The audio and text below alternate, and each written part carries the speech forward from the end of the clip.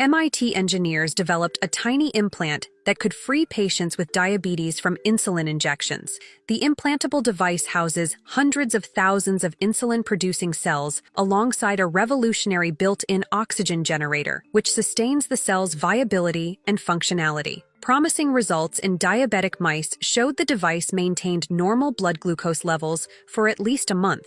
The long-term goal is to adapt the device, currently the size of a quarter, for human trials, ideally as a gumstick-sized implant. This technology addresses a key challenge in islet cell transplantation for diabetes: the need for immunosuppressive drugs to prevent rejection. The device shields the cells while the innovative oxygen generator eliminates the need for refills or external power sources. By integrating a circuit that can split water into hydrogen and oxygen, the device ensures a consistent oxygen supply to the encapsulated cells, enhancing their insulin production capabilities. This self-sufficient oxygen generation, powered wirelessly without the need for batteries or wires, represents a leap in biomedical engineering, potentially enabling the long-term autonomous operation of implantable medical devices. Researchers are optimistic about the potential to regulate blood sugar without frequent injections, significantly improving the lives of diabetes patients.